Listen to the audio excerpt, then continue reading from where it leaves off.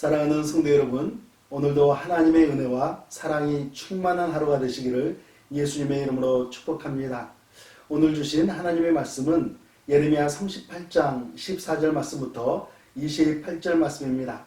오늘 말씀의 제목은 들음과 따름 사이에는 믿음이 필요합니다 이죠. 우리 그리스도인들이 기도할 때에 일반적으로 두 가지 마음을 품습니다. 하나님께서 어떻게 응답해 주시든지 아멘 순종하겠습니다 하는 마음과, 저는 이미 마음을 굳혔는데 하나님께서 저에게 맞춰 주십시오 하는 그런 마음이죠.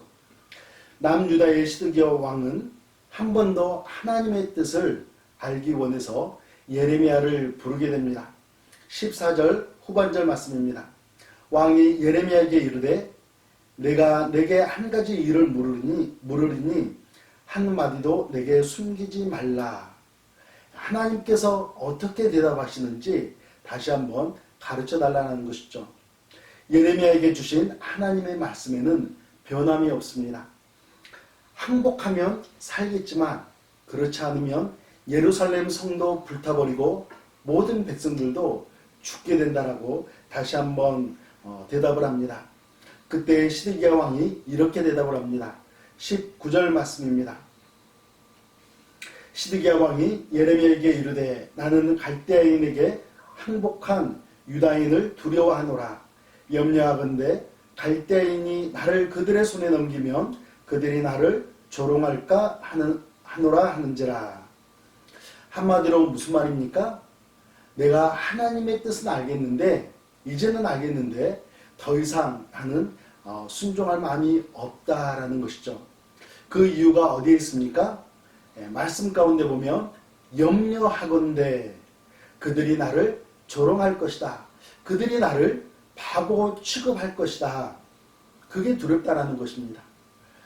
시드기야 왕은 나라를 지켜야겠다라는 애국심으로 불복하겠다는 것이 아니라 내가 수치를 당할 것 같으니까, 나에게 수모가 돌아올 것 같으니까 항복하기를 거부한다라고 이야기하는 것이죠.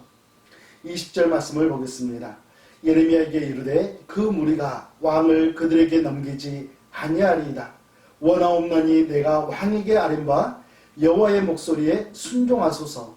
그리하면 왕이 복을 받아 생명을 보전하시리이다.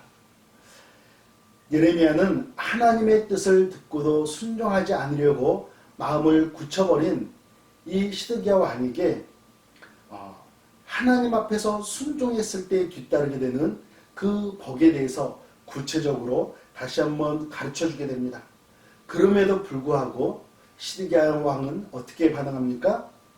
들음과 따름, 들음과 순종 사이에 믿음이 없는 모습을 우리에게 다시 한번 보여주고 있습니다.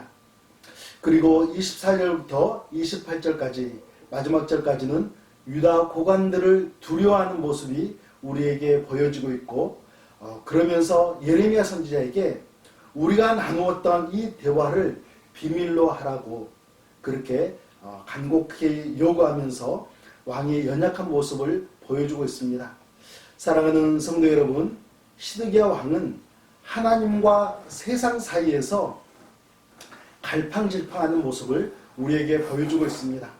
하나님의 뜻을 묻고 있지만 순종하지 않으려는 마음을 이미 굳혀버린 모습, 그리고 세상의 눈치에 민감하게 반응하는 모습을 우리에게 보여주고 있습니다. 오늘 하루를 살아갈 때에 저와 여러분은 하나님의 편에 서서 하나님께서 들려주시는 말씀에 믿음을 가지고 순종하면서 하나님께 우리의 믿음과 순종을 보여드리시는 하루가 되시기를 예수님의 이름으로 축복합니다.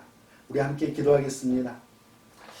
살아계신 하나님 아버지, 저희들이 하나님의 자녀이기는 하지만 시시때때로 하나님 앞에 기도하면서 하나님의 말씀에 전적으로 순종하기보다는 저희의 뜻에 맞추어서 하나님의 뜻을 끼워 맞추려는 그런 모습을 보일 때가 있습니다. 하나님, 오늘 이 말씀을 통해서 다시 한번 도전합니다. 저희들이 하나님의 뜻에 전적으로 순종하는 믿음의 자녀가 되기를 간절히 소망하오니 하나님 저희들을 불쌍히 여겨주시고 하나님의 인도하심 가운데 붙들어 주시옵소서.